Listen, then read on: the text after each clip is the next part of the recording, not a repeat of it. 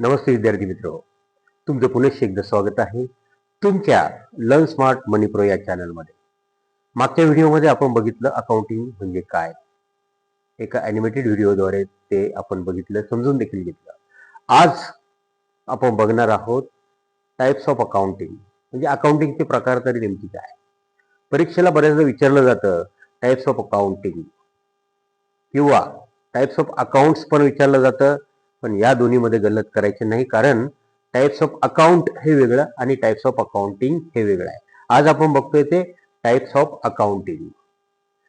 Types of accounting समजावून घेण्यासाठी तुम्हाला जर एक स्टोरी जर सांगितली तर लवकर समजेल की नाही.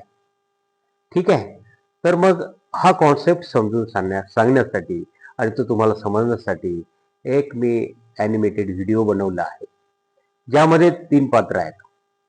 एक फिनो नावाचा मित्र आहे, फिनो जो फायनान्शियल अकाउंटिंग दर्शवतो. दुसरा कॉस्टो नावाचा पात्र आहे, कॉस्टो जो कॉस्ट अकाउंटिंग दर्शवतो. आणि तिसरा जो आहे मॅनेजी या नावाचं पात्र आहे, जे मॅनेजमेंट अकाउंटिंग दर्शवते. म्हणजे तुमच्या लक्षात आलं असेल की अकाउंटिंगचे 3 टाइप्स पडतात. त्यामध्ये पहिला आहे फायनान्शियल अकाउंटिंग, दुसरा कॉस्ट अकाउंटिंग, तिसरा आहे मॅनेजमेंट अकाउंटिंग. ही टाइप्स जे आहेत त्यांचा नेमकी अर्थ काय होतो, त्याची ॲप्लिकेबिलिटी काय आहे, हे समजावून घेण्यासाठी ही एक छोटीशी स्टोरी तुमच्यासाठी घेऊन आलो आहे. तर ती तुम्ही एकदा बघा आणि त्यानंतर आपण पुन्हा थोड़ी चर्चा करूयात. भारत के एक सुंदर गांव का नाम था लेखा। यह गांव साफ सुथरा और खुशहाल था, लेकिन गांव वाले चाहते थे कि उनके पैसों का सही इस्तेमाल हो और गांव आगे बढ़े। गांव में 3 प्यारे दोस्त रहते थे। पहला था फिनो। उसके हाथ में हमेशा एक बड़ी हिसाब की कॉपी रहती थी। वह गांव में आने जाने वाले पैसों का पूरा रिकॉर्ड लिखता था। फिनो मुस्कुराकर कहता, भूतकाल का सही हिसाब होगा तभी आगे बढ़ पाएंगे। दूसरा था कॉस्टू। वह डिटेक्टिव टोपी पहनकर हर खर्च की जांच करता था। कच्चा माल, मजदूरी, बिजली और पानी सब कुछ ध्यान से देखता। कॉस्टू बोलता, जहां खर्च ज्यादा है वहां सुधार जरूरी है। तीसरी थी मैनेजी। उसके हाथ में चार्ट, ग्राफ और रिपोर्ट होती थीं। वह फिनो और कॉस्टू के हिसाब देखकर गांव के सरपंच को समझदारी भरे फैसले सुझाती। मैनेजी कहती, सही जानकारी से ही सही निर्णय लिए जाते हैं। तीनों की मेहनत से लेखा गांव तरक्की करने लगा। इस कहानी का बोध फाइनेंशियल अकाउंटिंग, अतीत का हिसाब, कॉस्ट अकाउंटिंग, खर्च की जांच, मैनेजमेंट अकाउंटिंग, निर्णयों का मार्गदर्शन. विद्यार्थी मित्रो, कसा वाटला व्हिडिओ. या स्टोरीमध्ये तुमच्या एक लक्षात आलं असेल की फिनो जो फायनान्शियल मॅनेजमेंट दर्शवतो, त्याचं म्हणणं आहे की हिशोब जर ठेवला भूतकाळातला तर आपल्याला पुढे जाता येते.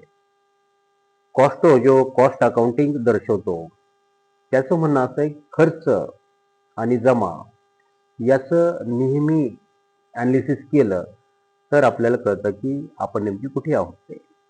आणि मॅनेजी जी या दोन्हीचं समन्वय साधून रिपोर्टिंगचं काम करत आहे. मग ते ग्राफच्या माध्यमातून असो, पॉवर पॉईंट प्रेझेंटेशनच्या माध्यमातून असो, मॅनेजमेंटला रिपोर्टिंगचं काम करणारे जे आहे मॅनेजी, त्याच्या मॅनेजरच्या मते हे दोन्ही असेल तर कंपनी डिसिजन घेऊ शकते. आता बघा, ही स्टोरी तर गावाची म्हणून दाखवलेली आहे. नेमकी असंच कंपनीचं देखील असतं बरं का. कंपनीचं आर्थिक वर्ष सुरू होतं 1 एप्रिलला, संपतं 31 मार्चला.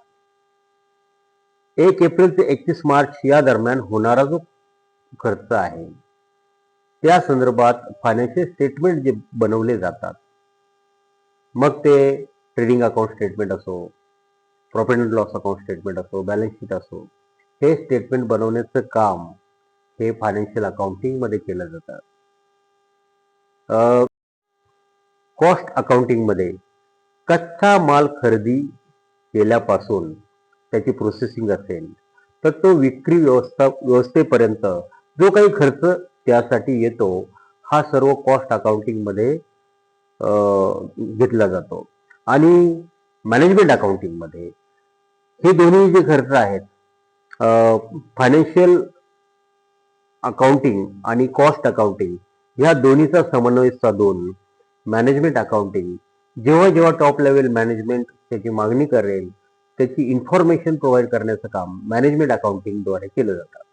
म्हणजे टॉप लेवल मॅनेजमेंटला कोणत्याही वेळी कोणताही जमा खर्च असेल, कोणतीही इन्फॉर्मेशन असेल, परफॉर्मन्स रिव्ह्यू करायचं असेल, त्यासाठी जी इन्फॉर्मेशन हवी आहे ती कोणत्याही वेळी उपलब्ध करून द्यायचं काम हे मॅनेजमेंट अकाउंटिंगच्या माध्यमातून केलं जातं.